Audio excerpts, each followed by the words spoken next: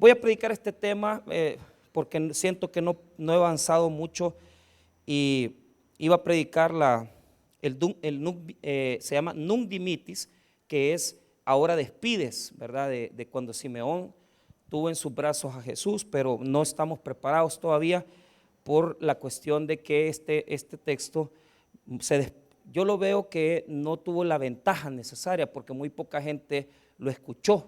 Así que lo quiero volver a tocar para que lo escuchen todos ustedes que ven los estudios bíblicos, porque tal vez no lo oyeron y no lo van a oír ya si no lo predico hoy. Entonces se los voy a dar el día de hoy para que vayamos en orden, y el Nunc Dimittis lo voy a probablemente desarrollar, si no el domingo, ya voy a ver si lo desarrollo, pero ya el domingo ya entramos ya a la nueva visión, a los sermones de ánimo, a los sermones de fortaleza. Así que no sé por dónde lo voy a meter el Nunc Dimittis, pero no quiero predicarlo en un estudio bíblico, quiero predicarlo un poquito más el día domingo, ¿verdad? Entonces veamos Mateo capítulo 2, versículo número 18, y cuando lo tenga hágame el favor de ponerse de pie para tener reverencia en la lectura de la palabra de Dios. Mateo 2, 18. Y hoy es el Día de los Niños Inocentes, ¿verdad? Entonces, entonces eso es lo que voy a predicar. Entonces, pues sí, pero yo digo, bueno, ¿para qué me voy a salir de la onda del día, verdad? Entonces, eso es lo que se celebra ahora religiosamente. No es que nosotros lo celebramos, sino que lo compartimos. Y si no lo predico, se va a perder esto. La palabra de Dios dice así, Mateo 18 dice así: voz fue oída en Ramá, grande lamentación, lloro y gemido, Raquel que llora a sus hijos y no quiso ser consolada porque perecieron. Pero después de muerto Herodes, he aquí un ángel del Señor apareció en sueños a José en Egipto, diciendo: levántate, toma al niño y a su madre y vete a la tierra de Israel, porque han muerto los que procuraban la muerte del niño. Entonces él se levantó y tomó al niño y su madre y vino a la tierra de Israel. Pero oyendo que Arquelao reinaba en Judea, en lugar de Herodes su padre, tuvo temor de ir allá, pero avisado por revelación en sueños, se fue a la región de Galilea. Y vino, habitó en la ciudad que se llama Nazaret, para que se cumpliese lo que fue dicho por los profetas, que habría de ser llamado Nazareno. Oremos. Padre, bendiga su palabra, ayúdanos a poder traer al corazón de tu pueblo una exhortación, una ministración, para poder ser exhortados, para poder ser ministrados, para poder ser fortalecidos en tu presencia. Te pedimos que bendigas tu palabra en el nombre de Jesús. Amén y amén. Tomen asiento. Muy bien. La porción de versículos que estamos revisando hoy lo constituyen del verso 13 hasta el verso 23. Esta narrativa, este relato de lo que sucedió después de la visitación de los magos es un relato construido por Mateo con su propia teología. Entonces, quiero explicarles algo. Esto no lo iba a explicar, lo voy a explicar después mejor, porque si no me voy a confundir todo.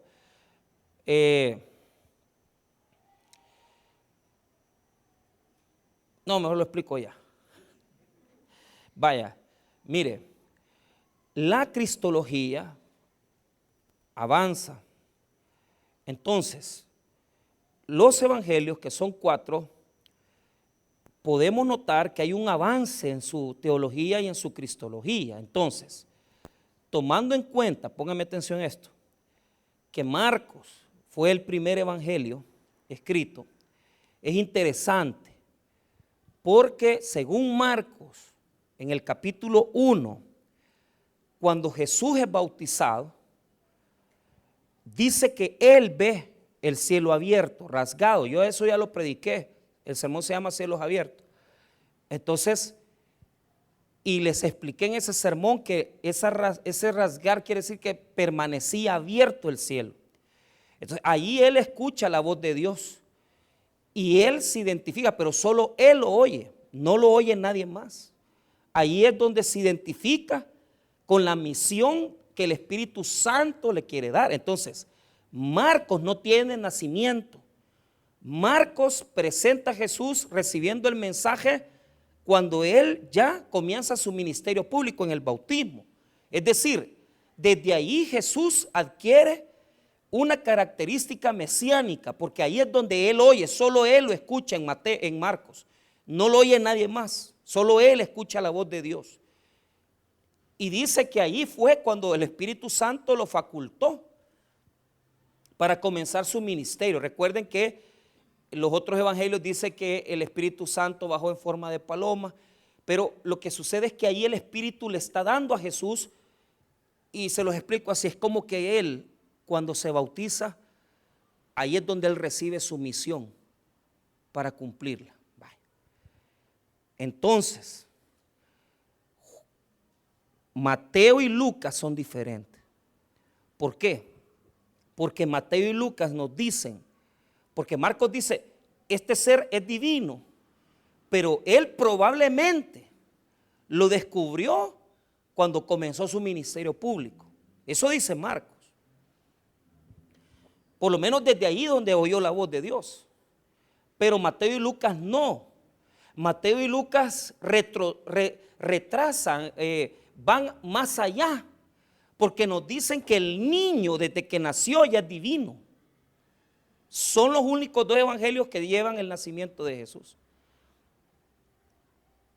Entonces Mateo nos está presentando al Emmanuel, a un niño que ya es divino. O sea, aquí nos dice, no, mira, Marcos, como no nos cuenta el nacimiento, entonces Marcos dice, fue al iniciar el ministerio. No.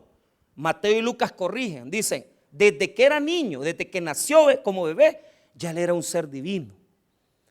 Y Juan se va más allá todavía, porque Juan se va a la encarnación, porque dice que en el principio era el verbo y el verbo era con Dios. ¿Ah? Entonces eso es encarnarse, porque nos está diciendo que antes de nacer ya existía como Dios en la eternidad. Entonces eso nos vuela la cabeza, porque cuando nosotros vemos aquí, es que Jesús es Dios, sí, pero ¿desde cuándo? Es que siempre ha sido divino, pero Juan dice que es antes de existir todo, él ya era divino. Mateo y Lucas nos dicen que cuando nació, y Marcos nos dice que cuando comenzó su ministerio público. Entonces, en este momento se presenta el acoso, la persecución en contra de este niño divino. Y lo que nos está presentando el texto es una crisis. Diga conmigo, crisis. ¿Por qué? Desde el versículo 13 hasta el versículo número 15, nosotros podemos encontrar los acontecimientos que sucedieron al partir los magos, al dejar los magos, ¿verdad? Recuerden que los magos no llegaron en el día del nacimiento. Eso ya lo expliqué. Ayer yo fui a Antiguo Cujatlán y vi el gran pesebre que hay ahí, y siempre los magos están ahí, pero los magos llegaron tiempo después, porque dice que llegaron a la casa. No sabemos si llegaron 6, 7, 9 meses después, no lo sabemos. Un año podía haber tenido el niño. Pero el relato que estamos estudiando comienza en esas dos estructuras. Del 13 al 15 nos habla del éxodo. Diga conmigo éxodo. De un nuevo éxodo. Diga conmigo nuevo éxodo. Y del 16 al 18 nos habla, hermano mío, nos habla del 16 al 18 de la matanza de los niños. Entonces márquelo ahí. Del 13 al 15 el nuevo éxodo, y del 16 al 18 nos habla ya de la matanza de los niños. Entonces, escuche cómo se desarrolla el texto bíblico. El verso 13 dice, después que partieron ellos, ¿quiénes? Los magos partieron. Después que partieron ellos, he aquí un ángel del Señor apareció en sueños a José y le dijo, levántate y toma al niño y a su madre y huye a Egipto y permanece allá hasta que yo te diga, porque acontecerá que Herodes buscará al niño para... Entonces hay dos órdenes, enfaticemos las dos palabras en griego, levántate y toma. Ejertéis, levántate fuerte, es una palabra fuerte, y esa palabra tomar, que es como de lambano, ¿verdad? Para lambano es algo que toma fuertemente, es decir, toma fuertemente. Entonces, hay dos órdenes: levántate, José, ¿verdad? Y toma al niño, sal de allí, sal de allí. Entonces, al niño y a su madre tiene que tomarlos y salir de ahí. Entonces, ¿por qué lo está diciendo así? Porque el escritor bíblico está recordándose de lo que pasó con Moisés. Por eso es un nuevo éxodo. ¿Por qué? Porque en Mateo Jesús es el nuevo Moisés. Cuando Moisés nació, Faraón había dado la orden de matar a los niños. Entonces, aquí Herodes es el que está dando órdenes. Entonces, lo que nos está presentando es que el niño divino, desde que nació, ya vive en un énfasis, ya vive en un ambiente de muerte, de persecución y amenaza,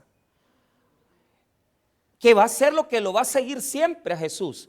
Él no se va a librar de esa persecución, siempre va a tener esa persecución. ¿Por qué? Y yo lo explico de esta manera.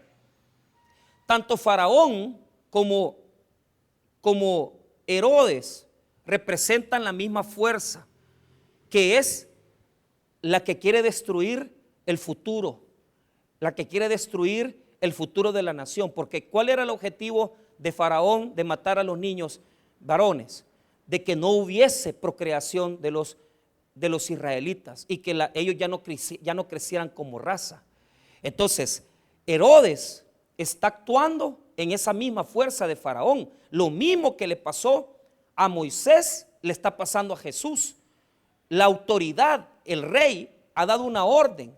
Decir, como a mí, los magos, no me explicaron dónde, cómo iba a ser la cuestión. O sea, ya sabían que era en Belén, pero no sabían en qué condiciones. Entonces, no regresaron a decirle nada. Entonces, Herodes dio la orden de matarlos. Entonces, esto es bien interesante. ¿Por qué? Porque aquí hay una condición espiritual donde lo que se está buscando es el asesinato de niños, el asesinato de niños indefensos que no pueden defenderse por sí mismos, el asesinato de niños que no pueden, hermano, decir. No hay nada peor, hermano, que vivir en el espíritu de Herodes, que vivir en el espíritu de Faraón, que es el espíritu perseguidor, ¿verdad? ¿Por qué? Sucede, y esto pasaba antes, ¿verdad? Que cuando ya la religión católica comenzó, que ellos tienen los mismos problemas que nosotros, ¿verdad? Comenzaron a darse cuenta que los sacerdotes abusaban de niños, ¿verdad? Lo primero que hacían fue, cállense, no digan nada. ¿Y qué hacían con los sacerdotes? Los movían de parroquia, los movían de país, para que todo se quedara en secreto. ¿Por qué? Porque antes nosotros teníamos que ser bien rigurosos, ¿verdad? Cuidando a los niños. Pero ahora el problema que existe con la cuestión de Herodes y con Faraón no es tanto, porque siempre hay abusadores, siempre hay gente que abusa de los niños, siempre hay gente que abusa de niños. Entonces, ese espíritu es el que no deja ser, el que no deja crecer el futuro, el que no deja que los niños se críen en una adolescencia, en una pubertad y adolescencia correcta, y les mata su sueño, los mata. Si bien es cierto, ya no los está tirando al Nilo, ni tampoco los está asesinando, pero ahora lo que está asesinando es su conciencia, porque ahora, hermano, el tema de Herodes ya no entra solo por los peligros de andar cuidando niños, que no los violen, no los abusen, sino que ahora es que no entre en la cabeza de los niños, que no entre en la cabeza de nuestros bebés, porque desde pequeños ya la televisión, el internet, los videos están jugando a darles una identidad sexual diferente, que los niños les gusten las cosas de niñas, que crecen confundidos, que no sepan qué hacer, ¿verdad? con su sexualidad. Eso se llama construcción de la identidad sexual, porque desde pequeñitos ya el niño comienza a ver, ¿verdad? Esas caricaturas muchas veces rosadas, los muñequitos que no tienen, por ejemplo, sin ser burlesco, nada, Bob Esponja, toda esa gente. O sea, esas caricaturas están diseñadas para decirnos, porque no se sabe, ¿verdad?, qué son, si es niño, niña, y a veces en la misma caricatura como que es más niña que niño, y no se sabe. Entonces, pero igual está todo, porque Herodes quiere destruir el futuro, y nosotros como cristianos estamos en ese mismo éxodo. Nosotros como creyentes estamos en ese mismo éxodo. ¿Por qué? En el primer éxodo, las parteras no mataron a los niños, gracias a Dios. Pero en este segundo éxodo sí van a haber muertos, y van a ser los niños de Belén los que van a morir. Entonces muchas veces nos toca vivir la vida como víctimas de Herodes. ¿Cuánta hombre adulto o mujer aquí puede decir, mira, yo he tenido esa experiencia? A mí, pues no solamente me abusaron físicamente, y probablemente abusaron de usted sexualmente. ¿Y qué pasa? Nos roban nuestra conciencia, nos roban nuestra identidad. Crecemos mal, no crecemos bien, y venimos al mundo con esa identidad trastornada. Entonces, mire cómo se destruyen los planes de Herodes. Se aparece un sueño a José, y en ese sueño le dicen, levántate y toma al niño. Un ángel se lo está diciendo. Entonces, la pregunta que yo hago es, la orden está clara, levante y tome. La palabra tomar implica una fuerza. Nosotros tenemos que sacar, o sea, no podemos, escuche bien, no podemos sacar a nuestros hijos de la influencia pagana que existe hoy. No podemos sacar a nuestros hijos de la influencia mundana. Crecemos en un mundo pecador, crecemos en un mundo y un sistema corruptos, crecemos en un mundo lleno de toda esa mentira. Entonces la pregunta es, ¿cómo yo hago para que esas cosas no le rompan la conciencia a mis hijos? Y aquí está una respuesta clara. José está aquí representando al José del Antiguo Testamento, del de Génesis. Entonces dice que José fue vendido por sus hermanos y fue llevado a Egipto. Pero ¿qué pasó? Cuando ya él creció, sus hermanos fueron a buscar a Egipto comida porque había una gran hambruna. Y dice que José los protegió, los defendió y los cuidó. Entonces, José representa aquí quien busca proteger la infancia, la niñez, quien busca proteger la conciencia de los niños, la conciencia y la identidad de un pueblo. Óigame, ¿de qué pueblo? Del pueblo cristiano, de nosotros como evangélicos, como creyentes que somos. Nosotros estamos jugando del lado de José. Ahora, ¿qué hizo José? Se levantó y tomó. ¿Qué quiere decir eso? Diga conmigo, urgencia. Ese es un sentido de urgencia inmediata. Levántate ya, ahorita hazlo. ¿Por qué? Porque hay personas aquí que tienen nietos, que tienen hijos, y posiblemente hay que ya empujarlos hacia otra cosa. Y es necesario que seamos perseverantes y fuertes y no ser endebles y débiles, porque habremos muchos.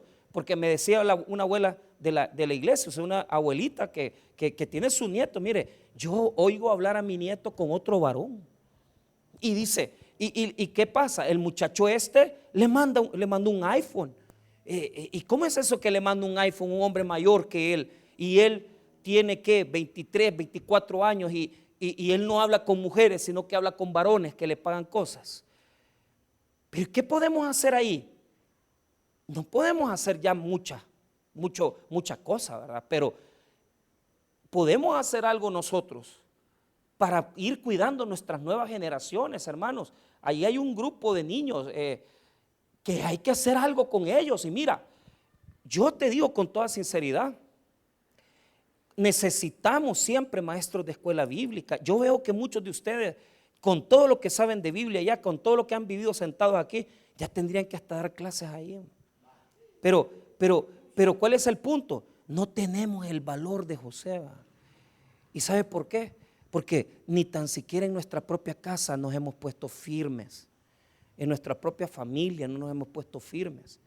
Y de defender, no es, defendamos el cuerpo, el cuerpecito del niño, de la niña, pero defendamos también nuestros ideales, defendamos su intelecto, defendamos su mentalidad, defendamos su conciencia. ¿Por qué? Mire lo que hizo. Lo que hizo el ángel es avisarle a José de las ideas que tenía Herodes. ¿Por qué? Porque Dios ya conocía el corazón de Herodes y ya sabía que Herodes, desde que vio a los magos y desde que le dijeron que había otro rey, Herodes comenzó a maquinar, a maquinar. Hay cientos de personas que están inventando formas de cómo robarle la niñez a nuestros hijos. Hay cientos de personas que están buscando cómo violar niños, cómo abusar niñas. Hermanos, hoy que entramos a los penales, tenemos amigos ahí, pastores, que están metidos en la cárcel por haber sentado niñas en sus piernas y estar tocándolas indebidamente. Eso está pasando, están en la cárcel, es real. Y hay gente que eso, hermano, le está caminando y solo inventando maneras nuevas. Yo hablaba de todos esos videos de pornografía en internet, de pornografía infantil. O sea, ¿cómo va a experimentar una persona excitación porque ve a una niña desnuda de 13 años? Pero hay gente pervertida que la cabeza le camina y le maquina. ¿Y qué es lo que sucede? Herodes piensa así. Entonces, el texto bíblico dice, le estaba anticipando a José, Herodes va a intentar matar. Óigame, mire lo que dice el versículo 13. Y permanece ya hasta que yo te diga, porque acontecerá que Herodes buscará al niño para matarlo. Lo va a buscar. Los está buscando. ¿Cómo es que nos ha robado a nosotros, a nuestros hijos, esta fuerza representada en Herodes? Nos los ha robado de muchas maneras. Nos los ha robado desde que las niñas de 14 años ya tienen relaciones sexuales. Nos lo ha robado desde el hecho de que en las mismas iglesias, los mismos pastores, ¿verdad?, nos metemos con niñas, con jovencitas. Entonces, ¿cómo queremos tener? ¿Cómo queremos tener una iglesia firme, fuerte? Si aquí mismo se dan esas cosas. Si aquí mismo hay una situación de andar viendo señoritas. Aquí ha habido cosas que me han espantado, señoritas. Y mire que el hermano fulano, el pastor, fíjese que le decía a esta muchacha tal cosa y tal vez alguien lo veía ahí y le decía tal cosa, el pastor mismo. Y la cipota del instituto venía y ya no vino. La sacó de la influencia. Porque nosotros también tenemos que reconocer que no estamos jugando muchas veces del lado de José. Tendríamos que estar del lado de José. Pero algunos aquí estamos del lado de Herodes. O sea, somos nosotros los que andan persiguiendo. Niños, niñas. Somos nosotros los que andaban buscando señoritas, jóvenes. No, nosotros no podemos estar en el espíritu de Herodes, tenemos que estar en el espíritu de José. ¿Y cuál es el espíritu de José? Se lo llevó a Egipto, pero ojo, mire cómo lo hizo, lo sacó. Pero ¿hacia dónde sacó a Jesús? Lo sacó hacia Egipto. ¿Por qué hacia Egipto? Hacia Egipto lo sacó por 3 razones, porque estaba cerca. Número 2, porque en Egipto había una comunidad de judíos. Entonces para ahí se lo llevó José, para un lugar donde solo había gente con su propia cultura y creencias espirituales. Entonces, ¿cuál es la forma de defender a un niño de 8 años que pide el celular y que juega con el celular? Con el bien, con la palabra que nosotros les metemos. Es inevitable, ellos ya no van a dejar de tocar esto. Es inevitable, hoy los niños de 6 años ya pueden manipular mejor estas cosas que nosotros, que ya tenemos 40 y pico de años. Entonces, como sabemos que están en eso, tenemos que cerrar nuestra cuestión cultural. Y yo les decía a los hermanos, porque me contaban estos hermanos de Nueva York, que ellos trabajan, o sea, trabaja una hermana, trabaja con gente de una comunidad judía en Nueva York. Y mire, óigame bien, los judíos practicantes, o sea, y no practicantes, o sea, algunos medios religiosos, sus leyes levíticas, o sea, desde que usted llega a España y se sube en el avión para Israel, lo primero que le preguntan es, ¿quiere comida normal o quiere comida kosher? La comida kosher es separada, ¿por qué? Porque ellos no comen carne mezclada con leche y nada pueden mezclar. Entonces, todo lo que comen los judíos, desde McDonald's hasta dice kosher, y si no dice kosher, no comen eso. Entonces, la hermana me contaba, mire, yo a veces le he regalado a estos niños comida y lo que hacen es preguntarle a su mamá si pueden comer eso. ¿Por qué? Porque les enseñan los preceptos. Ahora, yo no digo que la comunidad judía es más fuerte que no. Ellos son más, hermanos, practicantes que nosotros en ese sentido, son más celosos, porque nosotros deberíamos de ser celosos, deberíamos de andar incluso, hermanos, viendo cómo cuidar a los niños de nuestra comunidad, ser nosotros los que tenemos, ¿verdad?, ese servicio con los niños, la gente que esté yendo a comunidades de fe, que está dando clases a los niños ahí. Vino el doctor Enoch del CID el domingo y vino, no me acuerdo quién más estuvo. Inmediatamente cuando vieron que había falta de maestro de prejóvenes, Enoch se fue a meter, habló con la hermana Gloria y la hermana Gloria le dijo, doctor, vaya a dar la clase. Y él fue a dar la clase, hermano. ¿Y por qué tiene que venir el doctor Enoch del CID? Que, hermano, sueldazo tiene, es un médico. Si ustedes aquí tienen una comunidad, tenemos que defender los valores de nuestros hijos. Tenemos que defender los valores y principios de nuestros hijos evangélicos, enseñarles las alabanzas, enseñarles la Biblia, enseñarles los principios, para que cuando entren al mundo del internet, cuando entren al mundo que se da en las escuelas, no lo logren sacar de allí, o por lo menos no lo saquen tanto, hombre, o no les roben la infancia como se las están robando. Entonces nosotros en el mes de enero vamos a tener la primera reunión con la gente de Visión Mundial. Vamos a crear un cuerpo, ¿verdad?, con la gente de escuela bíblica para capacitaciones aquí. Y es, hermano, una capacitación riquísima, buena, que a los maestros los vamos a enseñar a trabajar en la educación de los niños y cómo trabajar con los padres de los niños de igual manera, para poder alertarles, para poder advertirles, para poder cuidar la inocencia del niño, para que no se los rompa la conciencia, no se la roben antes de tiempo. ¿Qué hizo José? Se lo llevó a donde está su propia cultura, para que no estuviera expuesto a la muerte de Herodes.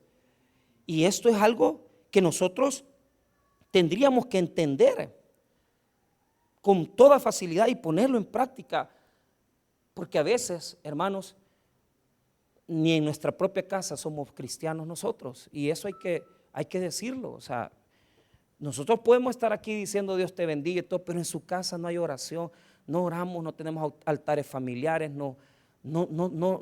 Bueno, en nuestra casa ni la Biblia leemos, pues seamos honestos, muchos de nosotros con nuestra familia, eso no existe, mucho menos. Yo ya me he quedado en restaurantes viendo familias de esta iglesia sentadas y no oran cuando van a comer. Entonces, y yo tampoco, no crea que yo sí, ¿verdad?, porque también alguna gente sí. O sea, claro, yo me he acostumbrado, pero esas son cosas religiosas que no están en la casa, que no están en la familia, que no están dentro de nuestros hogares cristianos, que no está dentro de nuestra visión de casa, ¿verdad? Mire,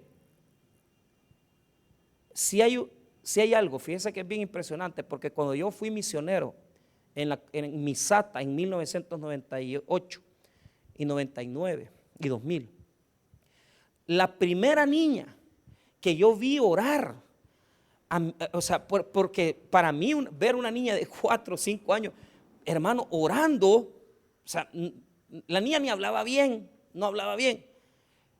Entonces, pero la familia Méndez, ¿verdad? Entonces estábamos comiendo ahí en la mesa y le dijeron, Luisita, haga la oración, Luisita, le dice.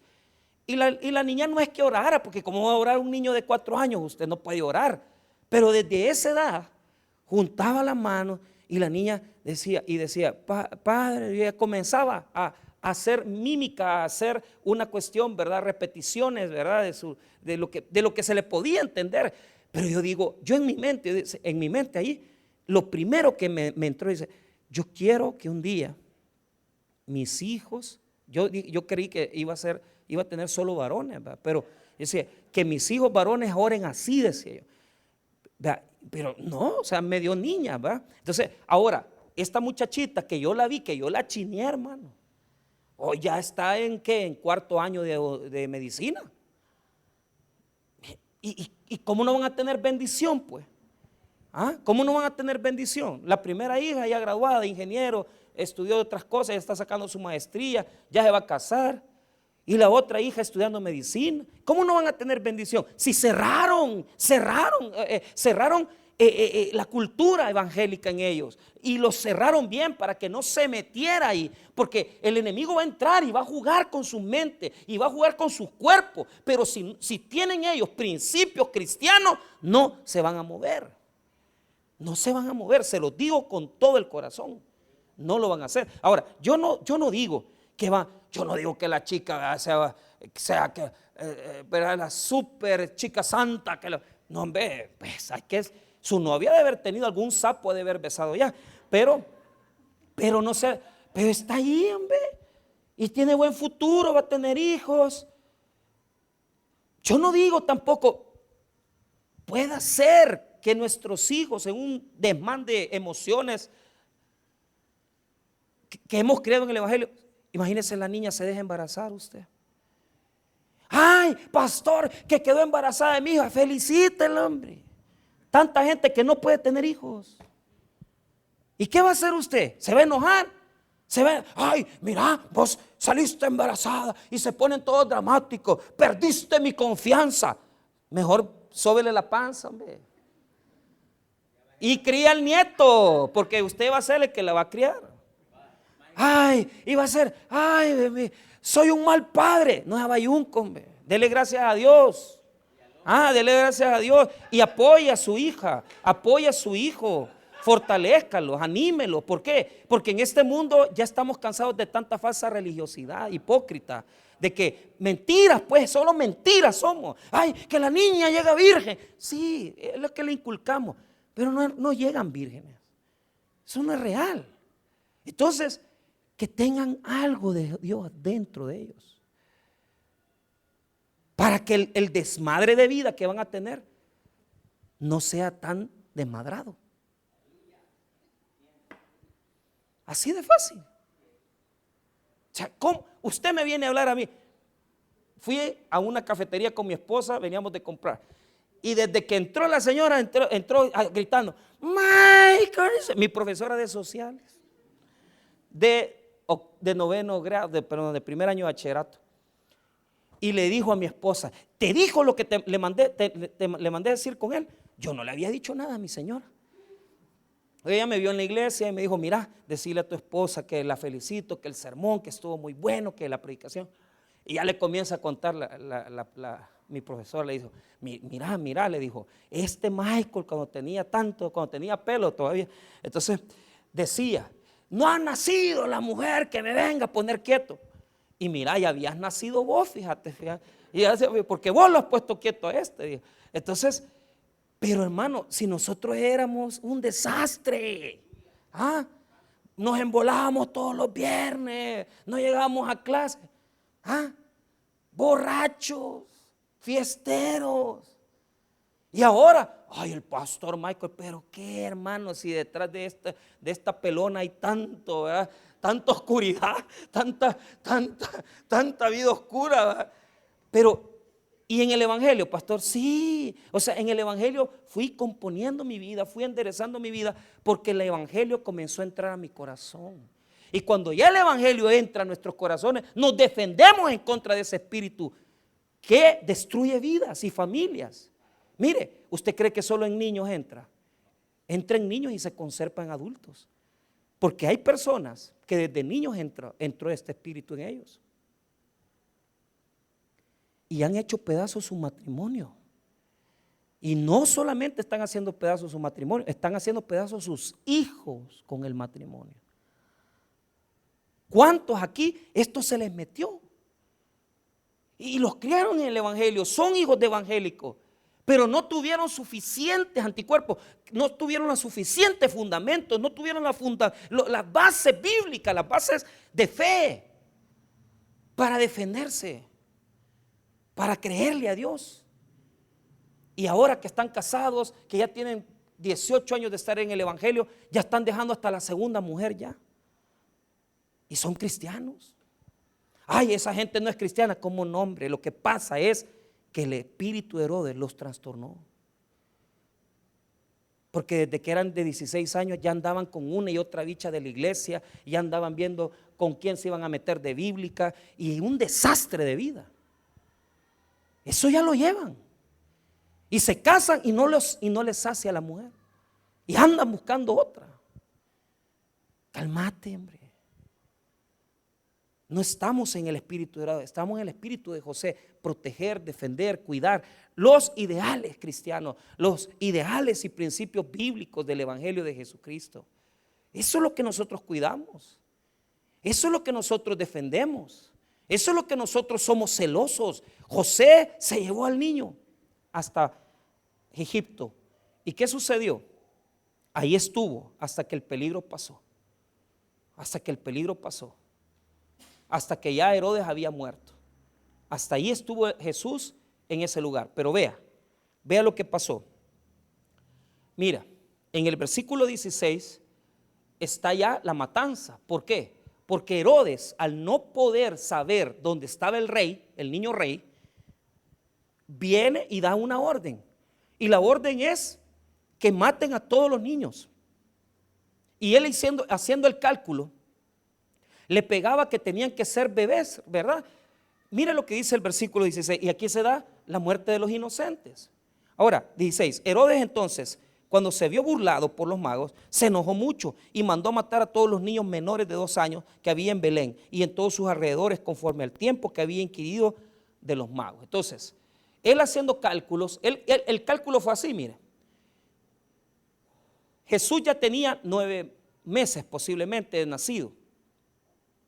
Entonces, los magos llegan a la casa del niño, porque es lo que dice el versículo, dice que en el 11 dice, y al entrar en la casa vieron al niño con su madre María, es decir, ya era un bebé, ¿verdad? No sabemos cuántos meses tenía, pero ¿qué es lo que sucede? Herodes contó y dijo, entonces, si nació por estas épocas, ha de tener por lo menos 1 año y medio aproximadamente. 1 año, año y medio. Entonces dijo, para poder hacer el círculo y cerrarlo, mejor todo niño de 2 años para abajo que sea asesinado. Entonces, ese es el espíritu. Ese es el espíritu de Herodes. Esa matanza, esa matar la conciencia, esa matar la inocencia, o esa situación de infringir, ¿verdad?, dentro del corazón de la gente para destruir sus familias, sus hogares. ¿Y qué pasó? Murieron. Entonces, los mejores eruditos, los teólogos más considerados, aproximan la cifra y dicen, porque esta muerte, para comenzar, no eran, les dicen niños inocentes, pero igual, o sea, no era tanto el hecho de que eran niños inocentes, sino que el hecho es que la cantidad, porque las tradiciones católicas, yo leí una tradición muy antigua, dice que los 144,000 del Apocalipsis son esto, pero entonces, porque murieron un montón. No, habrán muerto 20, dice Carballosa en su comentario que, citando a otro autor, 20, 30, 40, no se sabe. Pero Belén es pequeña, es una ciudad pequeña, y no pudieron haber muchos niños de 2 años para abajo, o sea, tenía que haber muy pocos niños. Entonces los eruditos se atreven a dar números, 20, 30, mira, yo no sé quiénes murieron, pero murieron una cantidad. Y estos niños murieron para que Jesús viviera. Pero lo que yo quiero mostrarles es que el plan del enemigo fue destruido por el mismo Dios. Porque cuando ya Herodes estaba pensando cómo destruirlo al niño, ya Dios le había presentado en sueños a José y le dijo: llévatelo para Egipto, protegelo allá, cuidarlo allá. Allá, hacer el esfuerzo de protegerlo y bendecirlo. Entonces, la pregunta es: ¿cuántos estamos en el lado de Herodes?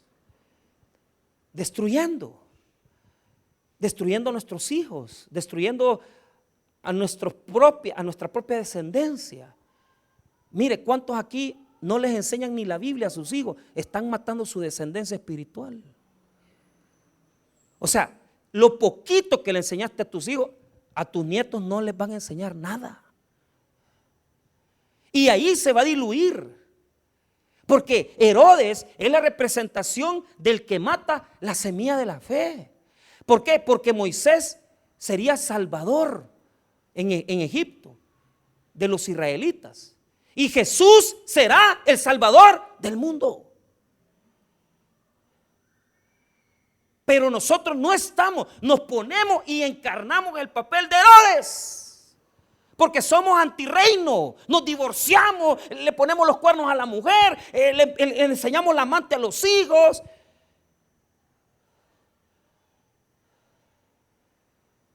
No llegamos a dormir. Matamos la semilla de la fe. Matamos la semilla de la salvación. Neutralizamos la fuerza evangélica. Neutralizamos la cultura creyente, la cultura cristiana. Y por eso, hermano, debemos de notar esto con toda claridad. Herodes mató a estos niños.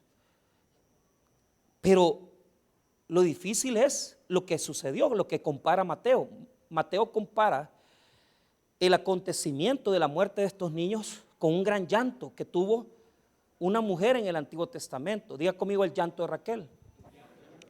El llanto de Raquel es un llanto simbólico. Raquel aparece en textos del Antiguo Testamento, en Génesis y en Jeremías. Les cuento rápido. En Génesis, ella está dando a luz y se muere al dar a luz. Ella da la vida por su hijo y dice: ¿cómo le vas a poner al niño? Hijo de mi dolor, dice. Entonces ahí Jacob le cambia el nombre y dice: no le va a poner hijo de mi dolor, le va a poner Benjamín. ¿Ah? Que es ya un hijo de bendición, de gloria, ¿verdad? Entonces Raquel no conoció a su hijo porque murió en el parto. Entonces, en Jeremías 31, vaya conmigo a Jeremías 31, retroceda ahí, aparece esa profecía tomada en Jeremías 31.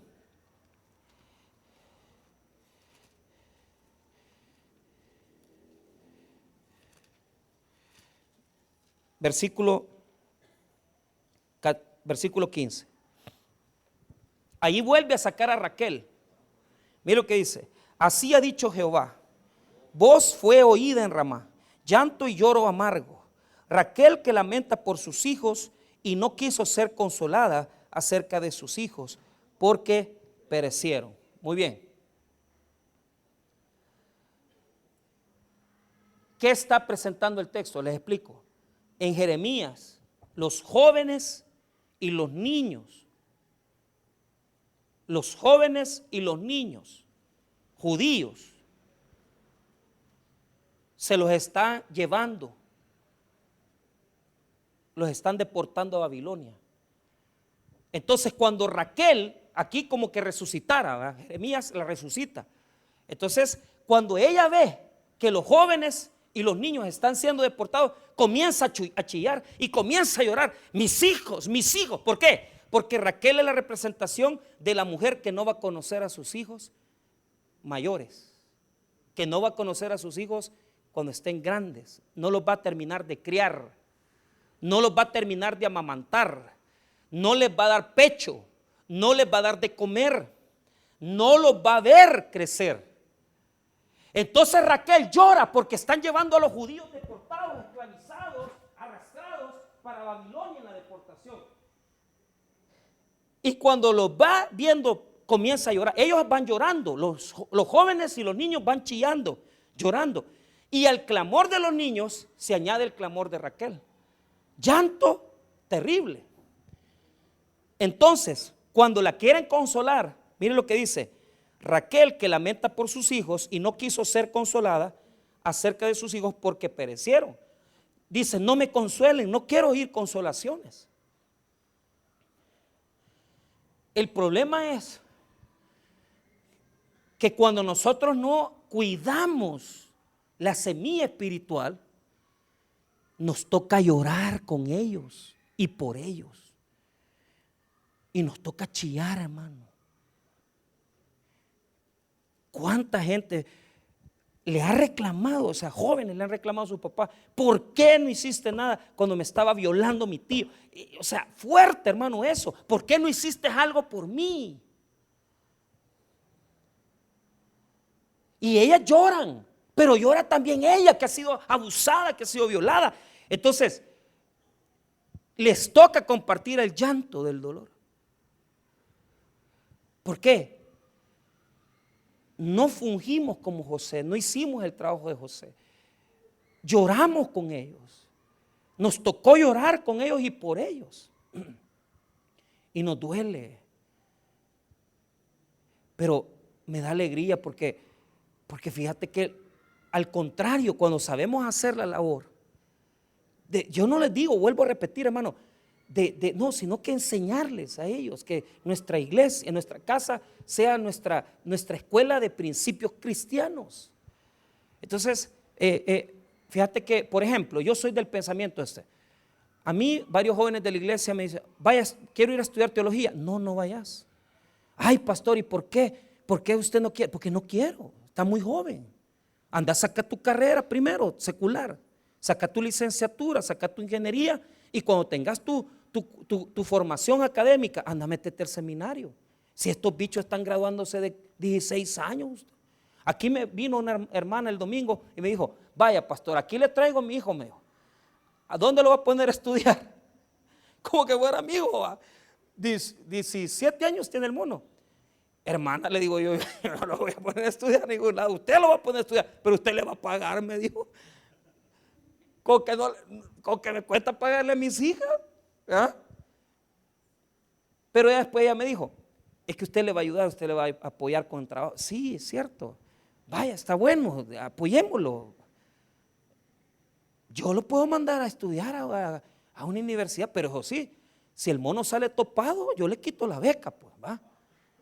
Porque no va a poner ahí, va. ¿Quién te está pagando? Los hermanos te están pagando la escuela, el instituto, la universidad, perdón.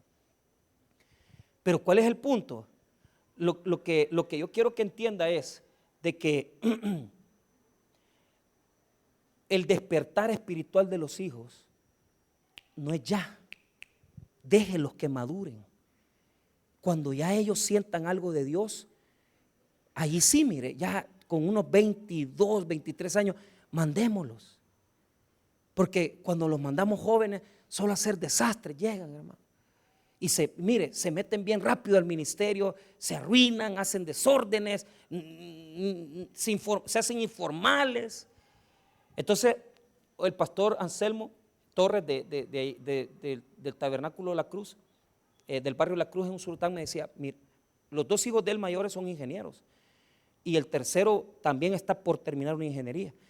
Y me dice: fíjese, pastor, fíjate que desde cuándo, o sea, mira cuándo está llevando alabanzas, cosas, pero nunca le había dicho, papá, yo quiero, no, hasta este año que ya él va terminando su ingeniería, le dijo: papá, he sentido de Dios algo, que me quiero preparar para pastor. O sea, pero está hablando ya con un hombre de 24 años. Allí sí, mire. ¿Por qué? ¿Qué está germinando? Las semillitas de fe que les inculcamos.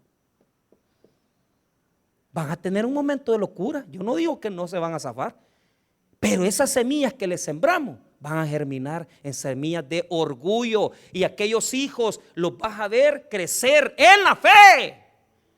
y te van a poner en orgullo porque se van a casar bien, van a ser hombres y mujeres de servicio a Dios. Yo no digo que van a ser pastores o pastoras, pero les garantizo que si esas semillas se las hemos inculcado, no vamos a ser como Raquel que está chillando con sus hijos, sino que vamos a ser, hermano, como lo que dice, porque esa es la cuestión.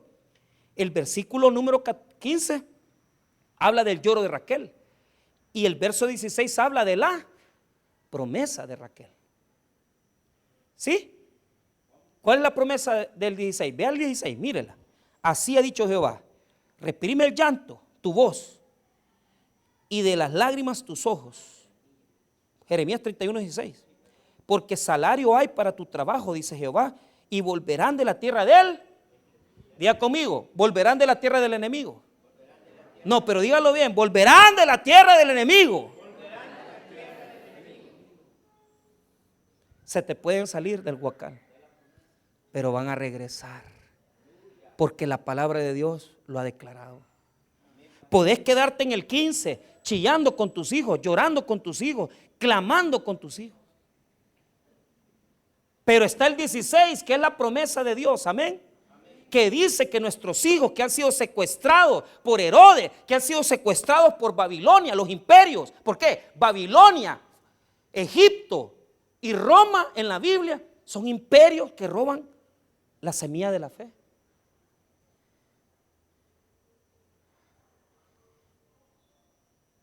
Van a regresar. Van a regresar. Entonces, el 15 es el llanto de Raquel, amén. Y el 16 es la promesa, amén. Amén. O sea, todos tenemos momentos de confusión. Y hasta nuestros hijos. Pero la semilla que ha sido inculcada, que ha sido sembrada, va a germinar. Entonces, pone atención, pero nota algo, solo nota algo. Ahora váyase conmigo a Mateo y mire esto. Mire Mateo capítulo número 2. Mateo 2, 18. Voz fue oída en Ramá, grande lamentación, lloro y gemido. Raquel que llora a sus hijos y no quiso ser consolada porque, pero mira, no escribe Mateo el verso 16. La promesa no. Entonces uno queda como desconsolado porque dice, hey, mataron a los niños inocentes, mataron a los niños. No. Tal vez usted fue un niño de la matanza. ¿Quiénes son estos hijos de la matanza? Los que perdieron la fe. Los hijos de evangélicos que no pudimos meterles esa semillita que germinara. Entonces, pero note esto. No necesita el escritor bíblico decirnos el versículo 16. ¿Por qué? Porque en los versículos anteriores nos ha dicho que Jesús ya salió para Egipto. Entonces, Jesús está en Egipto. Jesús fue librado. Y muchos iban a decir, estos niños murieron y fueron inocentes y murieron por Jesucristo, para que Jesucristo viviera. Sí, pero acordate de algo, que Jesucristo va a morir en la cruz del Calvario para darle salvación a toda la humanidad. Entonces por eso tenían que morir estos niños. Por eso tenían que morir. Pero ¿cuál es el punto que les quiero enseñar? Diga conmigo, esperanza. El versículo no lo dice, no dice que deje de llorar, que van a ser liberados los que han sido secuestrados. No dice eso. ¿Por qué? Porque si ya Jesús va a regresar de Egipto para venir a liberar a su pueblo, ¿qué pasó con Moisés? Moisés, hermano, fue librado de la muerte para que pudiera venir a librar a su pueblo. ¿Qué pasó con Jesús? Fue librado de la muerte para que viniera a librar a su pueblo. Entonces, hermanos, óigame bien, que no nos toque el llanto sin consuelo, porque la promesa es que en Jesús nosotros podemos enderezar los caminos de nuestros hijos. Tal vez usted dice, ya perdí la esperanza. No pierda la esperanza, hermano. No pierda la fe. Porque aunque no hemos hecho a veces buen trabajo y aunque no hemos hecho bien la labor, en Jesús hay esperanza de salvación. Y tal vez te está tocando llorar ahorita como Raquel, y tal vez está chillando porque tú mismo dices, ¿por qué permití esto? No te preocupes, porque Cristo viene a salvar a su pueblo. Y ahorita el niño va a crecer, se va a hacer grande, pero va a morir en la cruz para dar la salvación y la vida eterna. Al niño le va a tocar sufrir más que a cualquier otro niño. A Jesús le tocó sufrir en su niñez, en su pubertad, en su adolescencia y en su mayoría de edad. Pero al final, el sacrificio de Cristo va a salvar al mundo. Entonces el verso 18 termina en esperanza, diciéndonos, miren, no quise escribirles que la consolación va a venir, porque el consuelo es Jesucristo el Señor. Esto, ¿y cómo lo presenta? En el versículo 19, diciéndonos que Jesús va a estar un tiempo en Egipto siendo cuidado y después va a regresar y va a vivir en Nazaret, porque José va a decidir. Dios le dijo, tienes que regresar a Israel, pero José decidió llevarlo a Nazaret. Mira lo que dice el 19, pero después de muerto Herodes, he aquí un ángel del Señor apareció en sueños a Josué en Egipto, diciendo, levántate, toma al niño y a su madre y vete a tierra de Israel, porque han muerto los que procuraban la muerte del niño. Entonces el niño va a regresar, va a ser criado en Nazaret y va a ser conocido como Jesús de Nazaret. Hermanos míos, volvamos al espíritu de José, volvamos al espíritu protectivo. Herodes murió engangrenado, pudriéndose su cuerpo. Herodes era un tipo tan perverso que mandó a matar hasta sus propios hijos y mandó a matar hasta una de sus mujeres. Porque Herodes representa la neutralidad y la destrucción. Cuando dice el versículo que querrá buscar al niño para matarlo, la palabra correcta en griego, apolumi, quiere decir destruir. Herodes no quiere matar, quiere destruir. Nosotros no estamos en el espíritu de destrucción, nosotros estamos en el espíritu de salvación, que es Jesucristo. Cualquiera que sea tu circunstancia, Jesús ha venido a salvar al mundo y va a salvarnos en la cruz. Y ya no va a venir como un niño, sino que vendrá como el rey que se ha ganado la victoria en el trono de la cruz. Por lo tanto, creamos por fe que Jesús es nuestro verdadero libertador y cuidemos la mente, el corazón, la conciencia de nuestros hijos. Y si a nosotros ha entrado Herodes, vengamos al Espíritu y digámosle a Jesús, Señor, danos tu corazón, transforma nuestra vida y danos un corazón nuevo. Vamos a orar en esta noche.